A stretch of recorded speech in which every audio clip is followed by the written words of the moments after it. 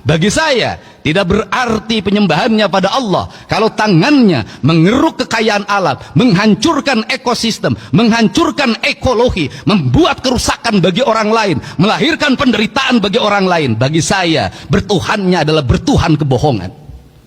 Karena itu komitmennya harus bersama. Maka dalam komitmen bersama itu tadi ditandatangani, saya menyebutnya itu disebut dengan gerakan manunggal. Hanya manusia yang manunggalah dia akan sehat. Hanya manusia yang manunggalah dia akan sejahtera. Dan hanya manusia manunggalah dia adalah manusia yang menyatu dengan seluruh alamnya. Dan kelak ketika dia meninggal, dia akan kembali pada kesucian dirinya, kembali pada Allah sang pemilik dan maha suci dalam hidupnya.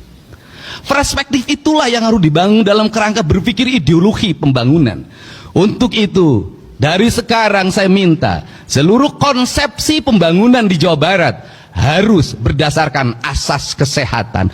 Kir mobil harus asasnya kesehatan. Menjaga keselamatan penumpangnya, menjaga keselamatan sopirnya, usia kendaraannya, bukan hanya memenuhi perangkat administratif. IMB rumah harus memenuhi asas kesehatan. Pembangunan bangunan harus memenuhi asas kesehatan. Maka kesehatan adalah piranti rekomendasi bagi seluruh kebijakan pembangunan. Tidak boleh pembangunan bertentangan dengan prinsip-prinsip dasar kesehatan. Kemudian yang kedua adalah upaya kita melakukan pengobatan. Maka seluruh perangkat pemerintah harus segera mengalokasikan pembiayaan, menyediakan puskesmas pembantu di tingkat desa dengan kekuatan layanan yang memadai, menyediakan puskesmas di tingkat kecamatan yang rawat inap dengan kerangka layanan yang memadai, memberikan rumah sakit layanan di setiap kabupaten kota, di mana satu rumah sakit di kabupaten kota yang satu memiliki spesialis penyakit yang A, yang rumah sakit kabupaten lain yang B, yang kabupaten yang lain yang C. Maka yang disebut dengan pembangunan aglomerasi wilayah, saya menyebutnya dengan pembangunan wilayah kebudayaan. Dulu pemerintah kolonial menyebutnya ekskresidenan. Maka di ekskresidenan itulah harus tumbuh rumah sakit kabupaten kota yang satu sama lainnya saling mengisi. Yang satu unggul di paru-paru, yang lain unggul di kanker, yang lain unggul di bedah saraf. Maka investasi negara, investasi pemerintah provinsi harus mengarah pada itu. Apa yang menjadi kebutuhan publik? Maka awal yang harus dilakukan adalah membuat audit kesehatan bagi seluruh warga Jabar, sehingga kita tidak salah dalam merencanakan alat kesehatan, tidak salah dalam membeli obat. Untuk apa? Agar sesuai dengan culture-nya. Apa yang terjadi di Jawa Barat hari ini, ketika orang Garut dipatok ular, maka serumnya tidak ada di puskesmas.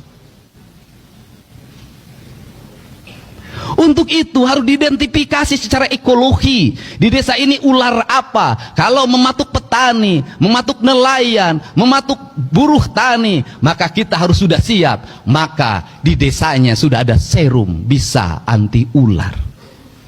Kerangka ini harus dibangun dalam capaian berpikir yang universal, tetapi tindakan-tindakannya harus bersifat lokal. Kemudian yang berikutnya adalah membuat gerakan. Ketika hari ini dicanangkan gerakan makan bergizi gratis, sesungguhnya itu adalah harapan. Harapannya apa? Harapannya anak-anak kita mendapat asupan gizi yang memadai. Hari ini anak-anak Jawa Barat mengalami problem di makanan. Kenapa? Ibunya sudah tidak memasak di rumahnya. Maka anak-anak jajan di pinggir jalan, maka anak-anak jajan dimanapun. Apa yang terjadi pada hari ini? Anak-anak meminum gula dengan kadar gula yang berlebihan yang dia dapatkan di warung-warung. Anak-anak memakan minyaknya, kadarnya sudah berhari-hari tidak diganti. Apa yang terjadi? Tingkat kesehatan derajat anak-anak menurun. Ketika tingkat derajat kesehatan anak-anak menurun, maka rumah sakit penuh dengan anak-anak, puskesmas penuh dengan anak-anak, maka kos pemerintah dihabiskan untuk biaya berobat. Padahal biaya berobat jauh lebih mahal dibanding dengan kita mencegah dari pengobatan.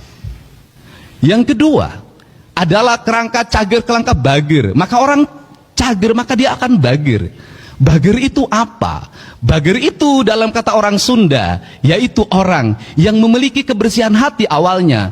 Cilik putih celak herang, caang bulan 14, jalan gede sasapuan, tegenek temalekmek balumbang timur narawangan. Maka sifatnya dedehan welasan asihan, nulung kanu butuh nalang kanu susah nganter kanu sieun nyangan kanu poeken.